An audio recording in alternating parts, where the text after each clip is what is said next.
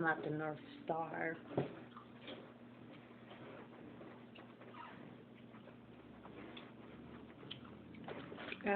It reminded me of this verse that I was reading about the North Star.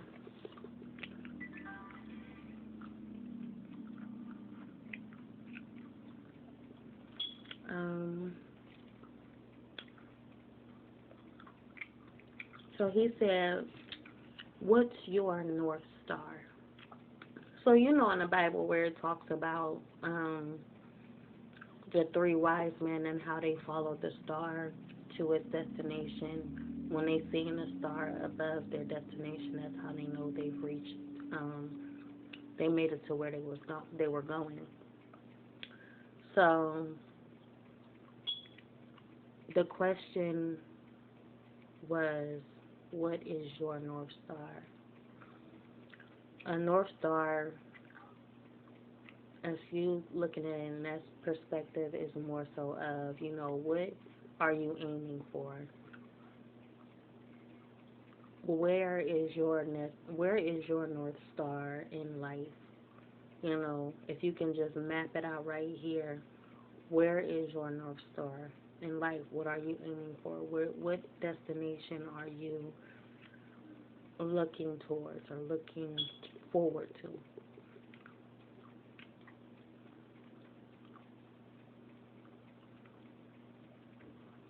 Honestly, I would say my North Star is right where I am. My North Star is right where I am. What I want to do is build, you know, build on top of the foundation that I already have. I want to add to and just do more with where I am. So if I was to ask myself, where is my North Star? I would say my North Star is right above where I am, you know. Um, so yeah, that's my answer. If y'all have an answer, don't be afraid to comment. I don't know why people can comment on my videos. Like, is y'all afraid or something? This should give you something to think about. And whatever comes to mind, what is your North Star? Just leave it down below. And we can talk about it. We can elaborate. And it might just clear your mind. It might just lead you to, you know, get some clarity to out of life. Just don't do it for me. When I comment on people's videos, most times I'm not doing it for me. And sometimes I'm not doing it most times I'm doing it for me, just to get clarity towards the situation.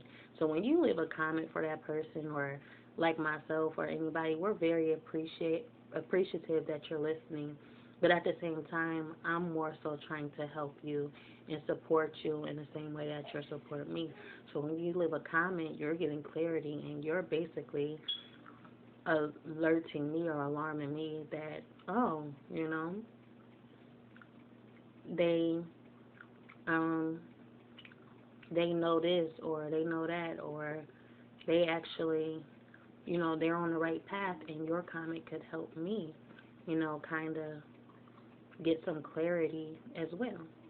Help you, help me, help you. Okay, so there was this verse in the Bible. So I was looking for that verse, but I couldn't find it. But there's another verse that I want to talk about, and this one is Matthew 8:9, 4. Knowing their thoughts, Jesus said, "Why do you entertain evil thoughts in your hearts? Which is easier to say, your sins are forgiven, or to say, get up and walk? But I want you to know that the Son of Man has authority on earth to forgive sins." So he said to the paralyzed man, "Get up, take your mat, and go home." Then the man got up and went home. So what I wanted to talk about, so what first stood out to me in this verse was when Jesus said, knowing their thoughts, since Jesus knows your thoughts, he questions. Why do you entertain evil thoughts in your hearts? Why do you entertain evil thoughts in your hearts? And when you think about evil thoughts in your hearts, just think, God didn't say, Jesus didn't say, why do you entertain why do you entertain evil thoughts in your mind? Jesus said, why do you entertain evil thoughts in your heart? Why do you treat this negativity? Why do you treat this demon? Why do you treat this evil spirit that's in you? Why do you treat this negative energy? Because when you treat it, you feed it. And when you feed it, what happens when you feed something? Or what happens when you feed, a stray dog or any living, when you treat something, it tends to come back. There was this story I was listening to. And the story was, there was this person, and this person just kept coming back. And this person gave off such a dark and gloomy, energy to where these people didn't want to be bothered by this energy. So they didn't understand, but instead of they don't want to, offend this person, but they actually want to be there with that. I mean, they don't want to be there. They don't want that person to be around, but at the same time, they just want an understanding. What is respect? Respect is when you come over to somebody's house, you will let them know. When respect is giving them their space when they need it. And even if they don't speak up, respect is you knowing how you would feel. But at the same time, it's just like maybe this person is alone. Maybe this person is lonely to the point where, I feel like I would love to have a person always around me, always in my company. So they're treating the situation as if they would treat themselves. So not knowing that, they feel this way, this person keeps coming over, and all these people want is to, get back to their life and without intrusion. So it's just like I was basically given an example of this dark energy. So see this person as this dark energy, this dark cloud just coming in. A dark cloud, it's a sunny sky and this dark cloud just sitting there in the middle of the sky. Why? You question why. That's just a visual. Why? That's what Jesus is questioning. Why? Because Jesus isn't understanding your actions towards the situation. Jesus sees it, but he doesn't understand the actions. He doesn't understand why is that there. If nothing's giving, why is that there? So, like I said, feeding the heart is the same. Jesus didn't say feed the mind. Jesus said, why do you entertain with the heart, not the mind? Entertaining is, why do you keep allowing this stuff to keep coming in and offending your body? Just as you treat your body, just as you think, oh, I'm eating healthy, and you're doing it. Treat your spirit the same way. Treat your emotions the same way. Treat your space, yourself the same way. If I really don't like it, why am I eating it? Just because it's good for me? That's kind of getting off topic, I think. Because it's not good for you, and if you're hungry, you don't eat it. Maybe that is on the same topic. If you're hungry, you're going to eat it.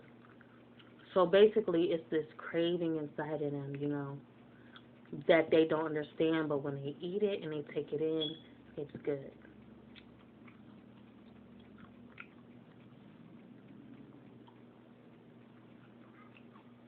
So what Jesus isn't understanding is that you think it's good, You feel as though it's good, but see, God has a different perspective of what this is. It's like you're trying to figure it out. Um, I got off track.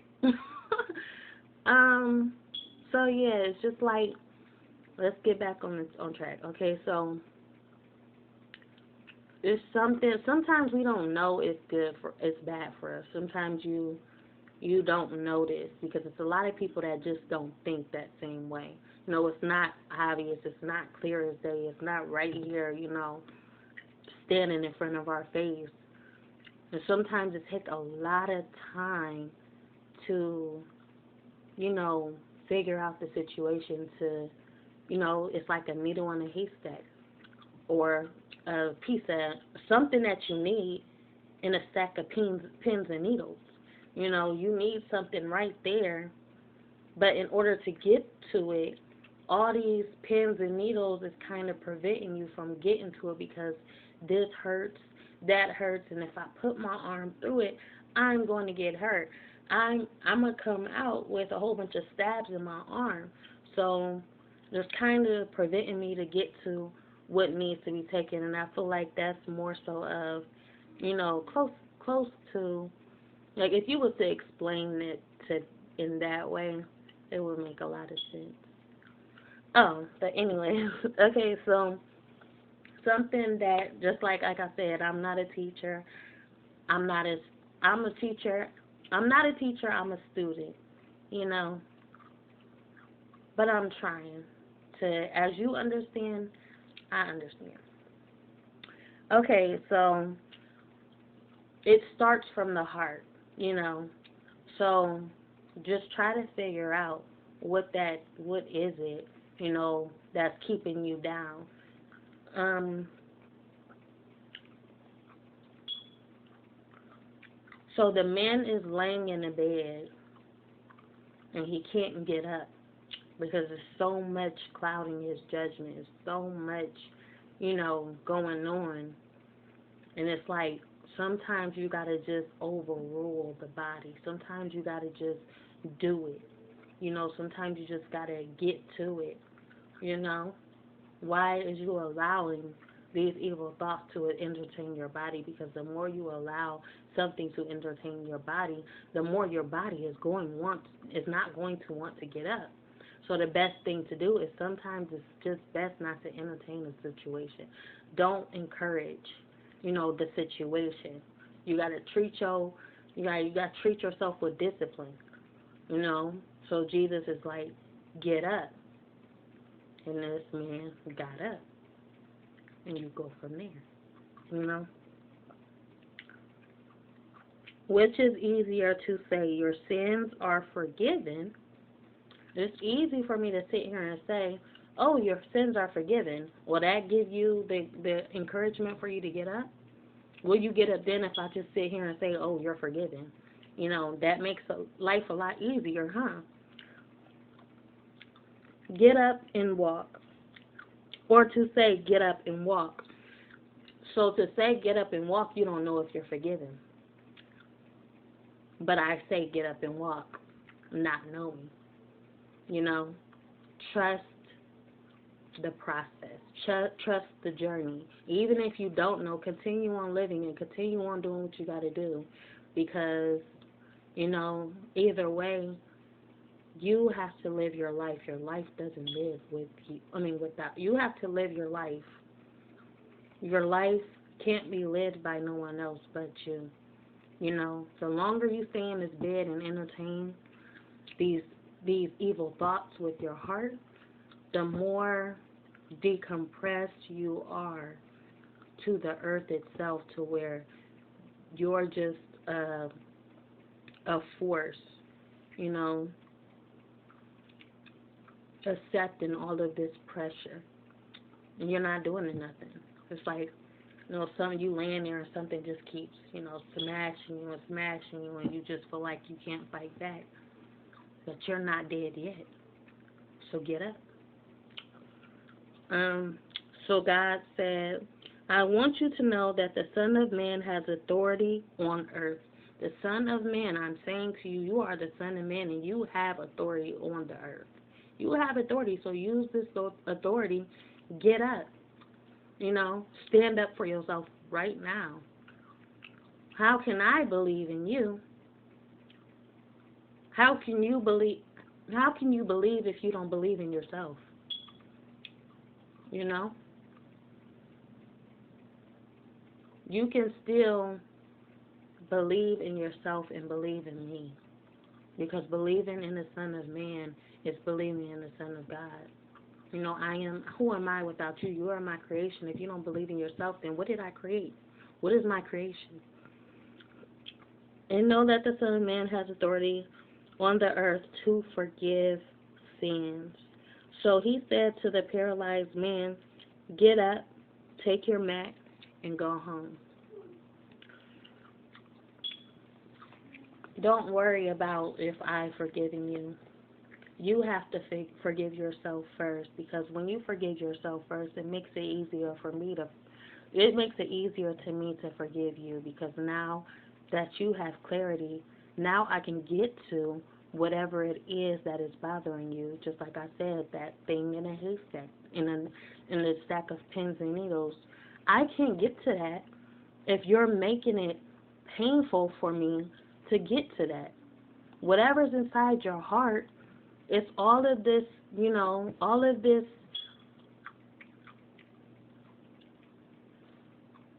these pins and needles in your life that is preventing me from getting to your heart, because as soon as I try, you're going to feel like you're going to feel a certain way.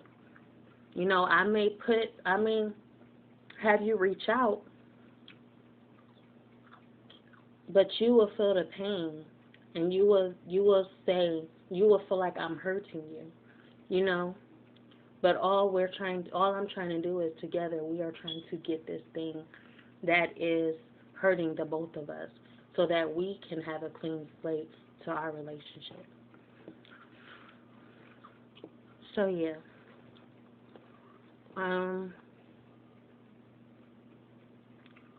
If you can, would you think about what is the North Star?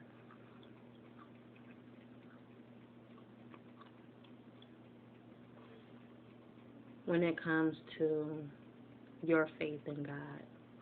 What is the destination? What are you aiming for? What are you aiming for out of this situation? And tell that to God, so that your conscience is clear a little bit, because sometimes life can get hard. Sometimes life be lifing. And sometimes people, places, and things make it hard for God to reach you. So be clear about that. Really dig deep into your heart and your soul, with some intention, and state your intention. Make it clear of what you want out of this relationship with God.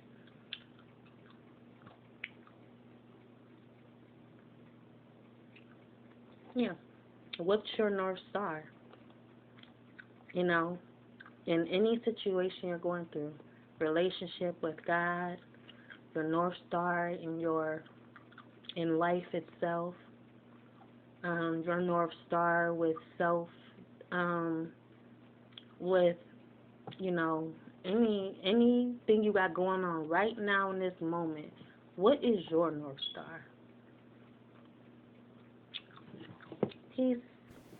Bye. Remember to like, comment, and subscribe. Be notified, and share at your own free will to show you care.